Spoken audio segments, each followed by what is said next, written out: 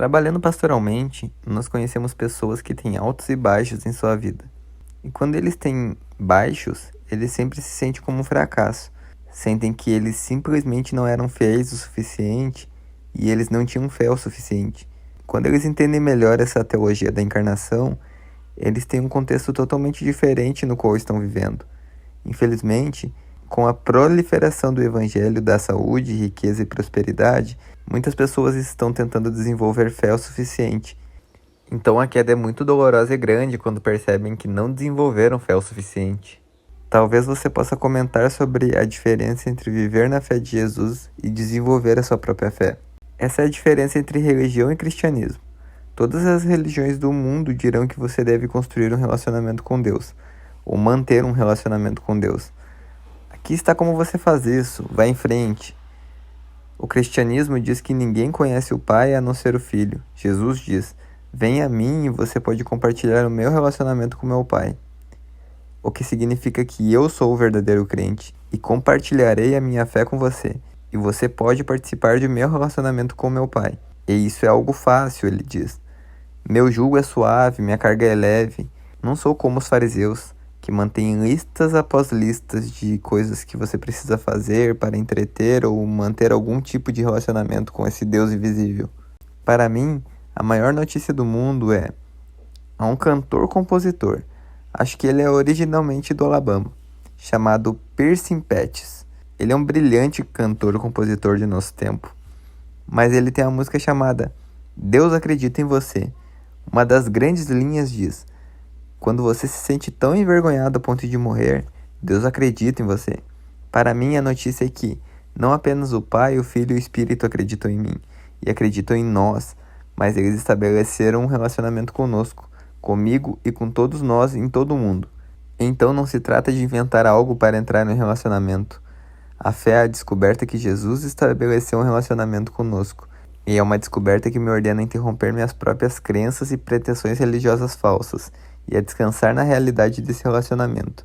É uma descoberta que me convoca a reconhecê-lo contando com ele, e começando a viver e a participar com a mente dele, com ele. Isso foi um grande alívio para mim. Acho que um dos aspectos mais reconfortantes desse tipo de confissão para mim é que Jesus se arrependeu por mim. Que eu não tenho que cavar nas profundezas do meu próprio ser para encontrar um arrependimento adequado diante de Deus. Porque Cristo faz isso por mim, para mim. Só consigo pegar um peixinho, mas sou um pescador de homens por causa de quem é Jesus. Como você poderia se arrepender sem saber o que realmente é o pecado? Não estamos nem mesmo em posição de dizer o quão ruim realmente estamos em nosso próprio esforço. Só Jesus está em posição de dizer: esta é a bagunça. E ele recebe o amor do Pai no meio disso por nós. Não vemos frequentemente o nosso próprio pecado e pecaminosidade no futuro depois de sermos cristãos por muito tempo? Temos a tendência de pensar: estou pior agora do que nunca. É provavelmente porque podemos ver melhor o que o pecado é quanto mais andamos com Jesus. Existem várias dimensões. Há uma que quero destacar é que meu amigo Bruce Halcop, na Austrália, ele fez uma série chamada O Evangelho e a Saúde Mental, que está disponível em nosso site. Mas uma das coisas que ele aponta é que, à medida que descobrimos que somos aceitos, realmente aceitos como somos, só então começamos a liberar coisas que estivemos mantendo escondidas e suprimidas em um armário. É quando começamos a ser curados. Somente à luz de nossa aceitação podemos reconhecer que isso está acontecendo. Quanto mais avançar com isso. Por isso ele costuma dizer: o Evangelho é uma notícia sobre aceitação em Jesus. Tudo começa a desmoronar na vida das pessoas, porque elas não estão mais tentando segurar tudo junto por esforço próprio. Quando eles permitem que isso aconteça, é aí que começa a verdadeira cura. Isso é libertador. O legalista não pode ver isto, porque ele está usando não apenas óculos grossos, mas óculos de soldador. E eles estão se comparando à lista de regras. Eles entendem mal o contexto do ministério de Jesus ou do ministério de João Batista, quando falam sobre arrependimento. Tudo o que eles fazem é acumular um fardo de culpa sobre si cada vez maior. E eles têm que se esforçar ao máximo para manter tudo junto. Se você não se vê em Cristo, quem vai conseguir combater seus pecados? Você sozinho? Isso vai cair no seu colo todas as vezes. Então, para mim, todo o paradigma de falar sobre o pecado é muito mais profundo do que os 10 mandamentos ou modelos legais. Ele vai até você. Mesmo você negando quem você é em Cristo e o que foi realizado, em e por meio de sua morte, sepultamento e ressurreição. Isso deixa a pessoa em profunda depressão e hipocrisia, ou ambos. Não foi preciso outro senão Cristo para me mostrar o quanto eu o odiava.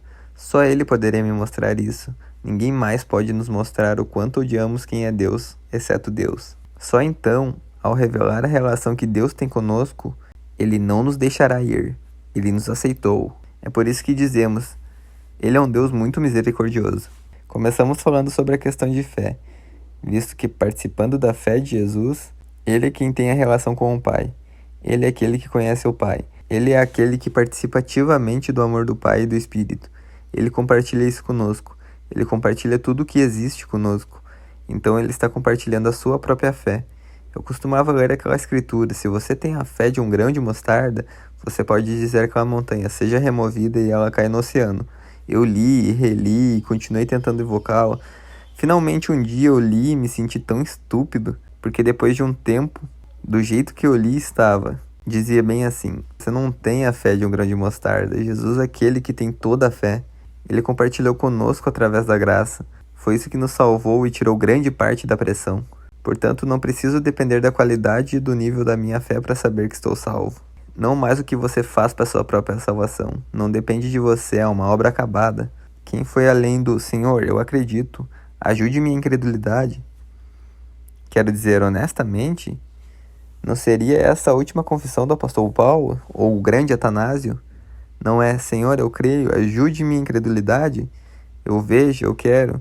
Então você me diz a diferença entre olharmos nós mesmos, como Steve estava dizendo, independente, fora da união com Cristo, fora de sua fé e fidelidade. Estamos tentando colocar nossa quantidade de fé aqui, para ver se ela se qualifica para obtermos um milagre em troca, se flexibilizarmos o suficiente. Essa fé independente é dizer não. Jesus é aquele que move montanhas, e quando participamos dele, nos vemos pegando a água, porque ele diz, pegue a água, e ele vai transformá-la em vinho. Nós não fizemos isso, ele faz isso, ele é o transformador. Eu estava pensando em como que as pessoas querem que outras pessoas sejam salvas, e no entanto, essas outras pessoas já estão salvas. Talvez seja mais um processo educacional do que um processo de economia? Temos que repensar, por que você está pensando assim? Você não pode se perder se já pertencer. A salvação deve ser repensada à luz do fato de que Jesus tem um relacionamento conosco. Tive essa discussão com um calvinista da Academia Americana de Religião em Nova Orleans, na Royal Street. Eu ia jantar e ele me seguiu e ficou discutindo comigo o tempo todo. Saímos e ele disse, certamente você não acredita que todas essas pessoas aqui em Nova Orleans estão em Cristo. Eu apenas olhei para ele e disse, bem, claro que sim. Quero dizer, de que outra forma elas chegariam até aqui? Ele disse, Deus os criou. Eu disse, qual Deus os fez? Ele disse, Deus. Eu disse, qual Deus? Ele disse, não sei o que você quer dizer. A graça comum de Deus? Eu disse, qual Deus? Qual o nome dele? Ele não diria isso. Ele não diria Pai, Filho e Espírito Santo. Porque isso significa que é um relacionamento que Jesus tem com todas as pessoas em Nova Orleans. Sejam elas orando a oração ou mesmo sendo um dos eleitos. Então ele vai se esconder atrás da noção de graça comum e alguma graça comum genérica que o Pai relaciona as pessoas por trás de Jesus, em oposição a ver que todas as coisas acontecem em e por meio de Jesus e agora ele nos elevou, todos nós, para essa relação. Agora podemos falar sobre ser salvo. Ser salvo é o que Jesus fez por nós. Agora podemos falar sobre nossa experiência disso e onde estamos em nossa jornada de compreensão. O primeiro encontro que eu tive que me lembro foi na faculdade. E eu estava em um acampamento. E cara, foi muito poderoso. E eu pensei, isso é fantástico. Todo mundo me diz, você foi salvo. Eu pensei, eu fui salvo. Então eu tive outro encontro que foi ainda melhor 3 anos depois. E bem, o que foi isso?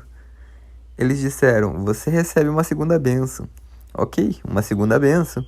Então eu tive um realmente grande na Escócia com J.B. Torrance ensinando. E eu não sabia como categorizá-lo.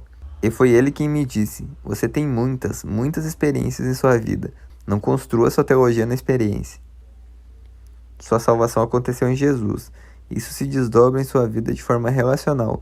Existem momentos de grande percepção, liberação e clareza. Há momentos como esse. Mas esses não são quando você sai ou entra em Jesus. Isso é revelação. Isso é esclarecimento. Você usou a palavra educação, que é uma palavra fantástica. Educação significa extrair. Jesus anunciou suas boas novas. Ele não perguntou, isso é verdade ou não? Em vez disso, ele anunciou isso como um fato.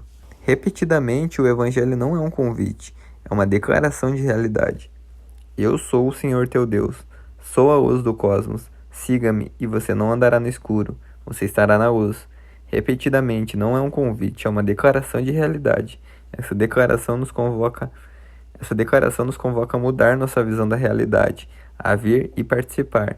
O reino está aqui.